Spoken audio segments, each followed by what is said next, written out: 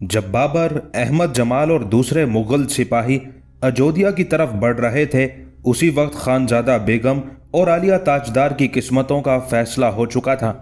خانزادہ بیگم نے 2-4 دن آنسو بہائے، اس ظلم ناروا کے خلاف احتجاج کیا، مگر شیبانی خان جیسا سفاک انسان عورتوں کے ان روایتی ہتھیاروں سے متاثر ہونے والا نہیں تھا۔ آخر اس نے اسلامی شریعت کے تقاضے پورے کرنے کے لیے خانزادہ بیگم کی حقیقی خالہ کو طلاق دے دی، اور اس طرح شہنشاہ بابر کی چھوٹی بہن شیبانی خان کے شبستان ہوس میں داخل ہو گئی۔ اگرچہ خانزادہ بیگم اس وقت سردار کی قانونی بیوی تھی، لیکن شیبانی خان نے اسے ایک خوبصورت کھلونے سے زیادہ اہمیت نہیں دیتا تھا۔ اس نے ایسے بے شمار کھلونے جیب بھر جانے کے بعد اپنے عشرت قدے سے اٹھا کر باہر پھینک دیے تھے۔ شیبانی خان نفس پرست انسان ہونے کے ساتھ انتہائی عیار انسان تھا۔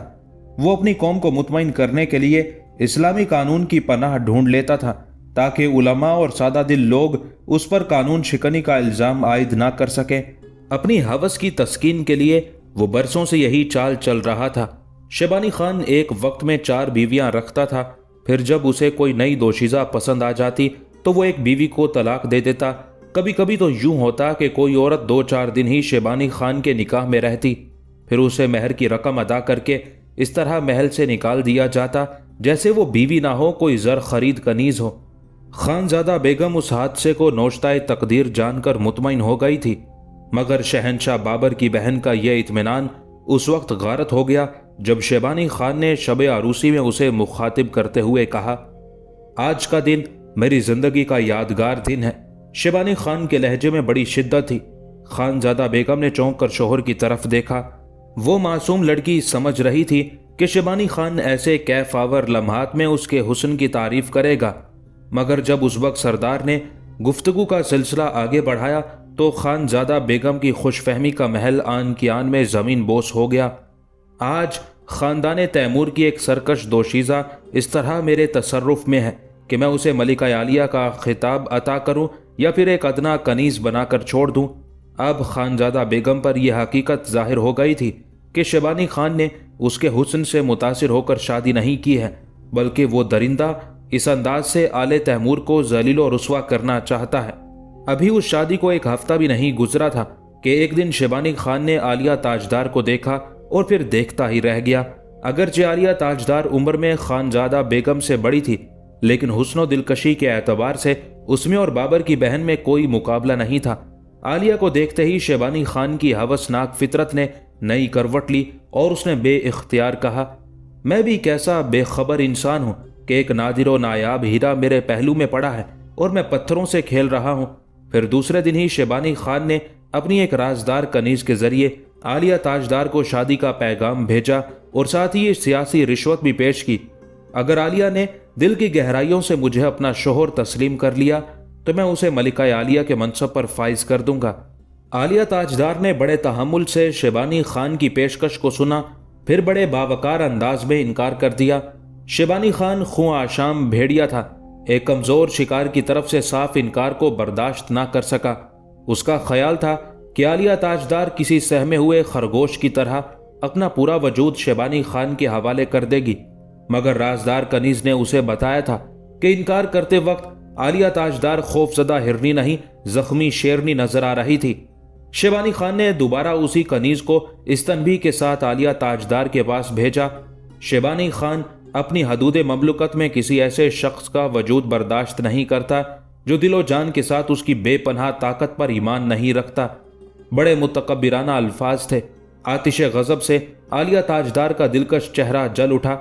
پھر اس سے کہو کہ وہ مجھے سمرقند کی حدود سے نکل جانے دیں۔ عالیہ تاجدار کا جواب سن کر شیبانی خان نے ایک خوفناک قہقہا لگایا جس میں درندوں جیسی گراہٹ تھی۔ گرفت میں آئے ہوئے شکار کو چھوڑ دینا سب سے بڑی حماقت ہے، اور ایسی کوئی حماقت کم سے کم شیبانی خان کے نام سے منسوب نہیں کی جا سکتی۔ اس نادان لڑکی سے کہو کہ وہ ایک لمحہ ضائع کیے بغیر ہماری بخشی ہوئی مراد سے فائدہ اٹھائے۔ کون جانے کہ کب ہمارا مزاج بدل جائے اور ہم اسے ایک زر خرید لونڈی کی طرح اپنے تصرف میں لے آئیں۔ عالیہ تاجدار کو شیبانی خان سے اسی جواب کی توقع تھی۔ وہ درندہ انسانی گوشت اور خون کا اس قدر عادی ہو چکا تھا کہ اس کے نزدیک किसी ज़ाब्ता-ए अखलाक की कोई हैसियत नहीं थी।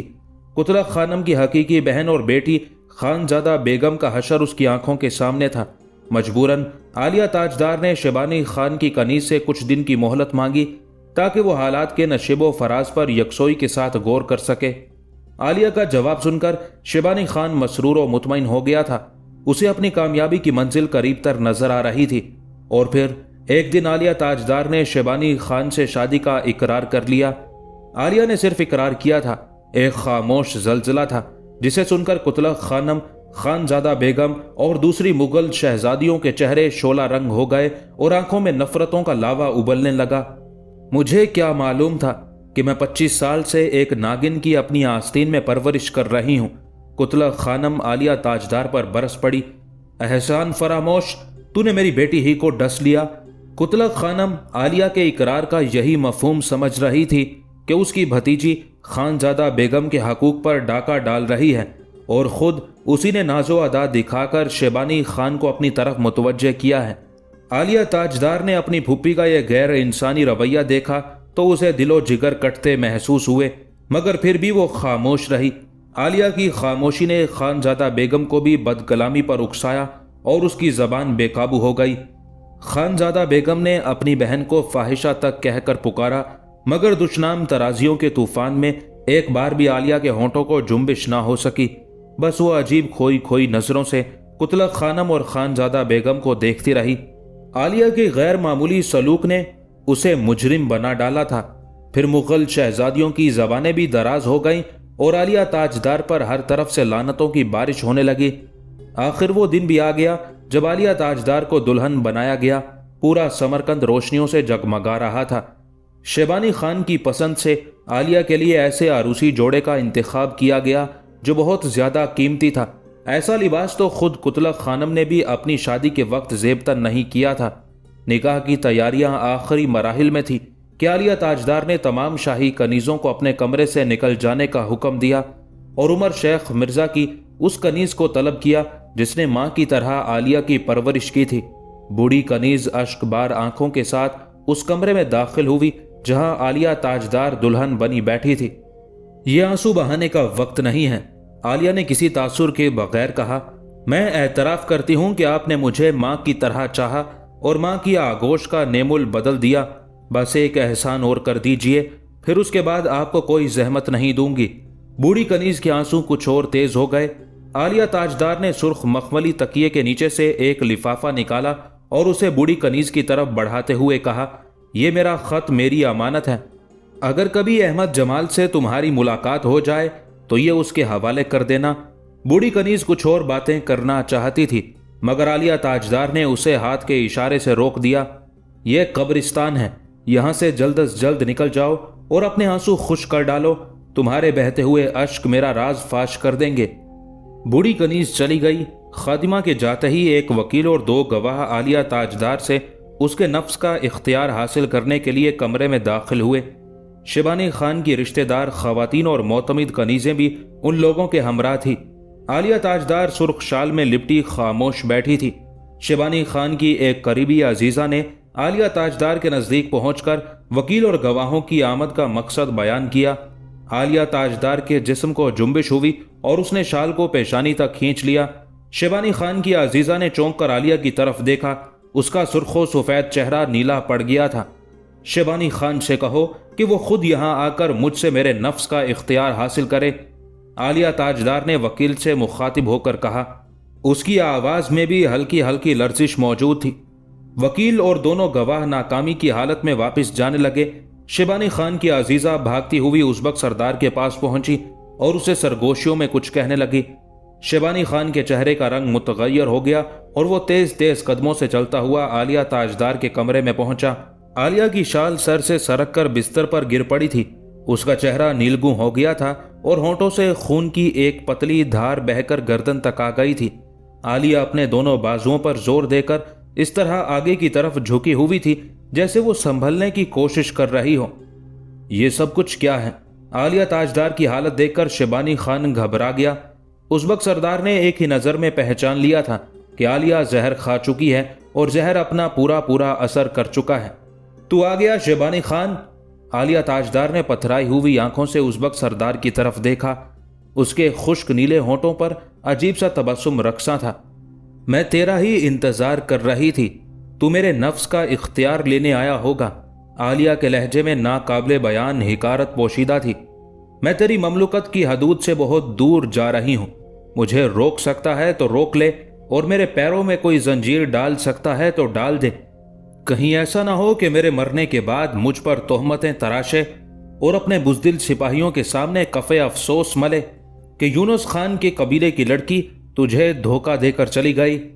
आलिया ताजदार को अपने सामने की चीजें धुंधली नजर आ रही थी, इसलिए वो समरकंद के फरमा रवा को आंखें फाड़ फाड़ कर देख रही थी। शेबानी खान, तू मेरी रुखसत का मंजर देख रहा है।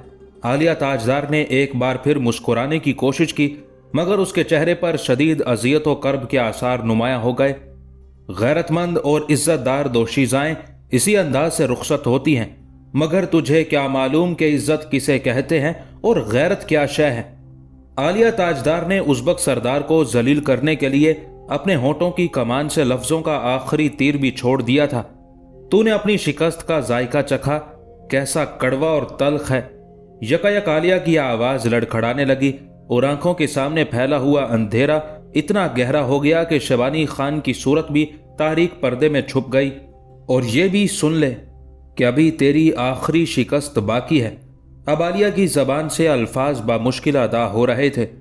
जिस तरह मैं इस चार दीवारी में मर रही हूं, तू भी अपनी कब्र के लिए ऐसे ही किसी जगह का इंतखाब कर ले। ये कहते कहते आलिया ताजदार के मुंह से खून का फवारा उबल पड़ा। ऐ खुदा, मेरे खून को भी उन बेगुनाहों के खून में शामिल कर ले जो सरे महशर तुझसे तेरी रहमत की भीख मांगेंगे। उन अल्फाज के साथ ही आलिया ताजदार लहराई और बिस्तर पर गिर गई। शेबानी खान ने शाही हकीम को तलब किया, मगर उसके आते आते आलिया ताजदार सांसों की जंजीर से आज़ाद हो चुकी थी। उज़्बक सरदार ने आज तक ऐसी जिल्लत आमेज शिकस्त नहीं खाई थी। अपनी नाकामी पर वो इस कदर गजबनाक हो गया था कि उसने उन तमाम कनीज़ों को जिंदा दफन करा दिया जो आलिया ताजदार की निगरानी पर मामूर थी, और जिनकी मौजूदगी में आलिया ने हीरे की कनी खाकर शेबानी खान की कैद से दायमी निजात हासिल की थी। आलिया ताजदार की मौत पर समरकंद के अक्सर बाशिंदे सोगवार थे। कुतलक खानम, खानजादा बेगम और दूसरी मुगल शहजादियां जो कुछ देर पहले तक आलिया को गलीज तरीन कलिमात से नवाज रही थी, अब उनकी आंखों में भी आंसू थे। बाबर और उसके साथियों का सफर जारी रहा। कभी वो सितारों की रफ्तार में अपना मुस्तकबिल तलाश करता और कभी उसे हजरत मूसा आशिका रहमतुल्लाह अलैह के अल्फाज याद आते, ताइद इलाही से जब तेरी दिली मुरादें बर आए तो इस वेरान टीले पर एक दिलकश मस्जिद तामीर कर देना। बज़ाहिर बाबर के सामने कोई मंजिल नहीं थी। आखिर अहमद जमाल और अपने दूसरे जान निसारों से तवील मशवरे के बाद माजूल शहनशाह ताशकंद की तरफ बढ़ा। उस इलाके पर बाबर के हकीकी मामू सुल्तान महमूद खान की हुकूमत थी। दरमियान में अंदीजान की सरहदें हायल थीं। मजबूरन बाबर को रात की तारीकी का इंतखाब करना पड़ा। वो 907 हिजरी के आगाज का ज़माना था। इंतहाई नासाजगार मौसम के बावजूद मुगल शहनशाह ने एक तूफ़ानी रात में अंदीजान के मुजाफाती इलाके को अबूर किया और ताशकंद पहुंच गया। सुल्तान महमूद खान ने पुरजोश अंदाज में अपने भांजे का इस्तकबाल किया और उरातपा का शहर बाबर के हवाले कर दिया ताकि वो सर्दियों का सख्त मौसम सुकून से गुजार सके। जैसे ही जहांगीर मिर्जा को मुगल शहनशाह की आमद की खबर मिली, वो अहमद तंबल से अलग होकर बड़े भाई की खिदमत में हाजिर हो गया। जहांगीर मिर्जा की यह हाजिरी उसकी मजबूरियों के बायस थी, क्योंकि वो बराए नाम फरगाना का हुक्मरान था, वरना दरपर्दा अहमद तंबल ही अंदीजान और फरगाना पर हुकूमत कर रहा था।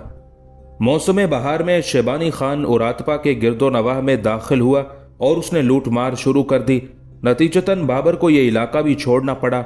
आखिर सुल्तान महमूद खान और उसके छोटे भाई अहमद खान ने बाहम मशवरे के बाद ये तय किया कि बाबर की भरपूर मदद की जाए और फरगाना व अंदीजान को अहमद तंबल के चुंगल से निकाला जाए। फिर बाबर और अहमद तंबल के दरमियान एक मुख्तसर सी जंग हुई। अहमद तंबल शिकस्त खाकर ओश की तरफ भागा। बाबर उसका ताकुब करता हुआ ओश पहुंचा। अहमद तंबल ओश से फरार होकर अपनी ममलुकत अंदीजान में दाखिल हो गया।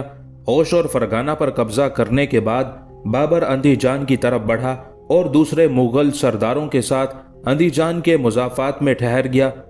इसी दौरान अक्सी के बाशिंदों ने बाबर की खिदमत में दरख्वास्त पेश की कि वो उस इलाके का इंतजाम संभाल ले। बाबर उस पेशकश को अपने लिए नेक फाल समझ रहा था और तकदीर उसके साथ कोई और चाल चल रही थी। अक्सी की हुकूमत मिलते ही दूसरे मुगल सरदार भी अंदीजान के नवाही इलाके छोड़कर एक महफूज मकाम पर जमा हो गए। शिबानी खान को उस सूरत हाल की खबर हुई तो वो एक लश्कर जर्रार लेकर अक्सी की तरफ बढ़ा। बाबर अपने छोटे भाई जहांगीर मिर्जा और दूसरे मुगल सरदारों के हमरा शिबानी खान से मुकाबले के लिए सफारा हुआ। उस वक्त हर सिपाही की जबान पर एक ही नारा था कि उज़्बकों की ताकत को हमेशा के लिए खत्म कर दिया जाए। जंग से पहले मुगल फौजी बहुत पुरजोश नजर आ रहे थे, मगर जब मार्का कारजार गर्म हुआ तो बाबर के लश्करी साबित कदम ना रह सके। अंजाम कार एक तवील खूनरेजी के बाद बाबर को शिकस्त हो गई और वो मंगोलिस्तान की तरफ चला गया। उस फतह के बाद शिबानी खान उस इलाके का नाकाबिले तस्खीर हुक्मरान बन गया था। यूनुस खान के दोनों बेटे सुल्तान महमूद खान और अहमद खान गिरफ्तार हुए। शिबानी खान अपने इब्तदाई ज़माने में उन दोनों भाइयों का मुलाजिम रह चुका था। एक दिन पुराने एहसानात का जिक्र करते हुए उज़्बक सरदार ने सुल्तान महमूद खान और अहमद खान को न सिर्फ रिहा कर दिया बल्कि मफतूहा इलाके भी उन्हें वापस कर दिए। सुल्तान महमूद खान अपने घर पहुंचकर अजीब अजीब बीमारियों में मुब्तला हो गया। शाही तबीब ने अमराज की तशखीस करते हुए कहा कि शिबानी खान ने सुल्तान को जहर दिया है। उस सूरत में तिर्याक का इस्तेमाल ज़रूरी है। तबीब का मशवरा सुनकर सुल्तान महमूद खान बड़े तल्ख अंदाज में मुस्कुराया। बेशक शिबानी खान ने मुझे जहर दिया है, मगर दुनिया के किसी तबीब के पास इस जहर का तिर्याक नहीं। शाही तबीब हैरत से वालिय ताशकंद की तरफ देखने लगा। शिबानी खान ने मुझे ऐसा खौफनाक जहर दिया है कि किसी तबीब ने उसका नाम भी नहीं सुना होगा। ये जहर क्या कम है कि उज़्बक सरदार जो कल तक मेरा मुलाजिम था आज देखते ही देखते कहाँ पहुँच गया।